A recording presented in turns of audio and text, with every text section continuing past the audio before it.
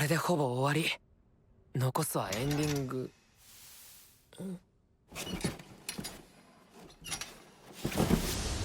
はっ！ヒナ危ない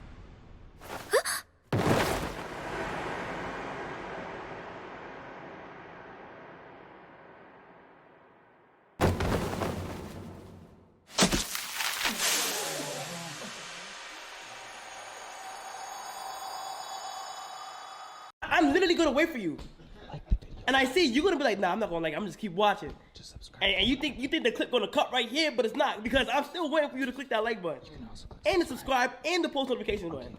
There's so many things that I want to say about this season of Blue Box, but because of time constraints, I can't talk about it forever, even though I want to. And because the anime is officially over, it's a good opportunity to talk about the entire overview of this anime and basically what it did for the romance anime genre. But before I actually start talking about it, let's just play the OP one last time. The thing about Blue Box that fascinated me, and side note, this is going to be a totally different video. If you want to get like the premise of this anime that I usually give when I talk about like videos, you can watch like this old video. But the fascinating thing about Blue Box was that when I made that video, it was past the halfway point. And when I was watching this anime, questions started to pop up in my head. Because I wondered, where would this anime go? Because near the halfway point, so much had happened. But that kind of felt weird to me. Because I asked myself, what could this anime do with so many episodes left? And what I found out by the end of it was that it could actually do a lot. Because the interesting thing about the latter half of the season is that it's really focused on Hina. Now, if you're a fan of Chinatsu like myself, you initially didn't like this. But as the episodes kept rolling in, it really starts to hit you what this anime was doing. Because the interesting thing about this anime is that the confession aspect happened way early within the anime, and for most people who enjoy romance anime, I think that most of us find a fascination within the expression of feelings when a character finally builds up every emotion and builds up their courage to tell someone how they feel. I think that we find that aspect to be extremely admirable, and some people look at it as a moment to think about their own life regrets or just positive desires that they have for themselves. So that's something that's always seen as the climax within romance anime.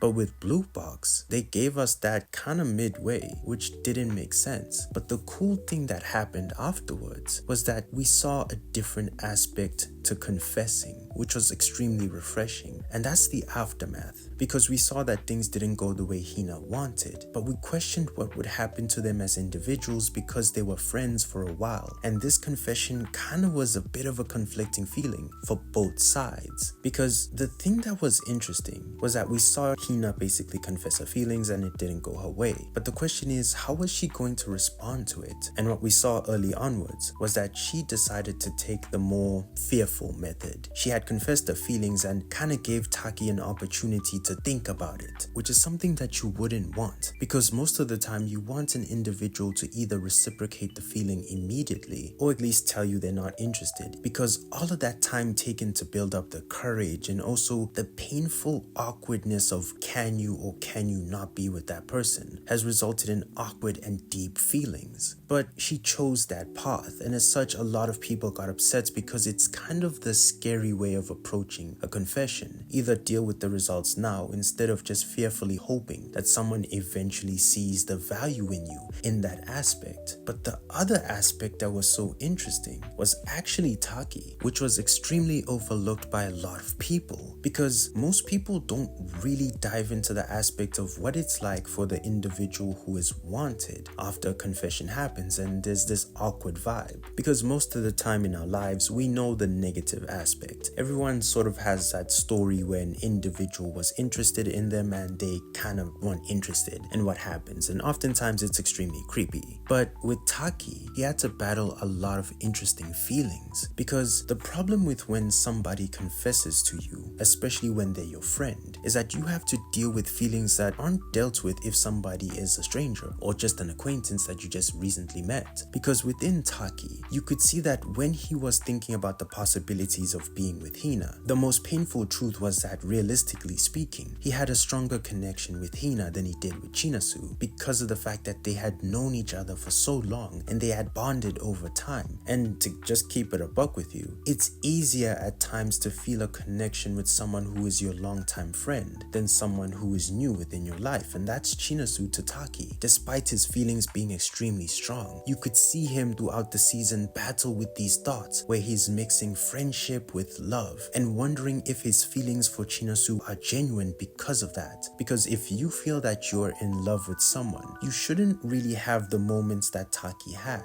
but it showed you just how difficult it is for an individual who is friends with someone to possibly end that friendship because the other individual has feelings. And I found that this anime really gave a strong, refreshing feeling to that aspect to relationships that we don't see. It's easy to go around and tell people that you reject people all the time, but how do you deal with rejecting someone that you care about, and how do you go about it? Which was really powerful because you saw these two characters battle two different feelings, but yet they kind of centered around the feeling of love. And I found that this anime approaching it in this way was extremely unique because you dealt with the awkwardness, you dealt with the confusing feelings, you dealt with an individual questioning whether he loves someone genuinely because someone else has a stronger connection. And at times it would really take you to a place that made you question what is love. And I found that digestion of that whole topic extremely powerful within this anime, despite the fact that you would think that it's just simple. Chinatsu is the one for Taiki based on what he says, but over time you and Taiki are not sure. But eventually you realize that there has to be a moment where Taiki and Hina have to confront each other and eventually get their answer. And when that moment finally comes where Taiki and Hina are supposed to confront the elephant in the room, it honestly resulted in one of the most saddest moments I've seen in a while. Despite my bias for Chinatsu, it was painful to see the truth be revealed, because over time you start to realize that Taiki doesn't really love Hina. He's just dealing with the fact that he doesn't know how to break his best friend's heart. And eventually seeing them clash and have a moment where Hina wanted to confess again and not get the answer that she wanted but still be patient was extremely painful and awkward to see. But that's something that you have to experience and see, because no one likes rejection.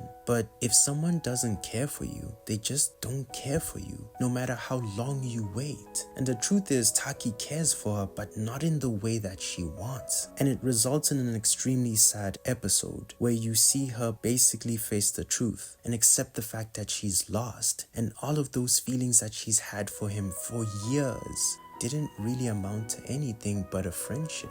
And to see how things played out the way they did was amazing, because I don't think that a lot of romance anime want to take people to the dark reality of romance. Honestly speaking, when you watch romance anime, you're going for borderline the picture perfect ending, individuals building up courage, running across streets and buildings, and finally finding the person and confessing. These are fantasies, but what Blue Box was able to show us was the harsh reality of what real life is. You're not always going to confess to someone and they're going to love you back.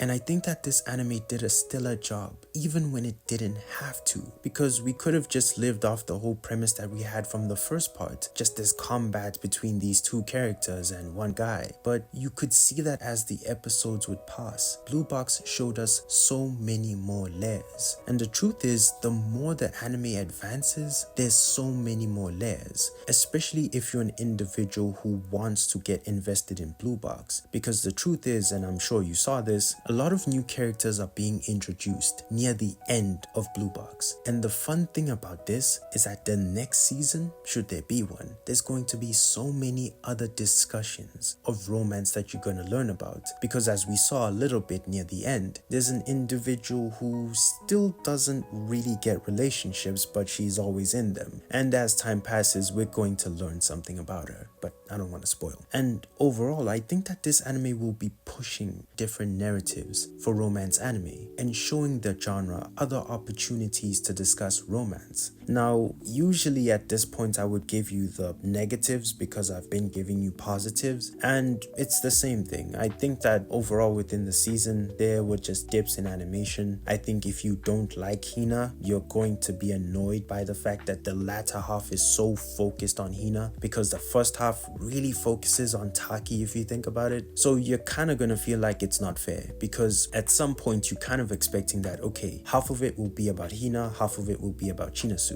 But by the time the season ends, it just felt like a Hina show. So you're gonna feel some type of way. But I'm not really trying to push too many negatives, because in my opinion, I think that this is a really incredibly special romance anime. And yes, I'm extremely biased. But after reading the manga and also just watching the anime, it's pretty clear that Blue Box is an anime and a manga that is just genuine. And within the romance anime genre, I think that we need more genuine anime. And in my opinion, you should take my opinion with a pinch of salt. It's borderline just almost like a perfect combination of a romance anime and slice of life. And it's going to be interesting to see how far this anime really pushes the romance anime genre, because I think that this anime gave us a really powerful reality check that the genre needed. And overall, it was an awesome experience that I think that a lot of individuals who like the romance anime genre should try and experience, because it's good to live in a world of fantasy and just obsess over love,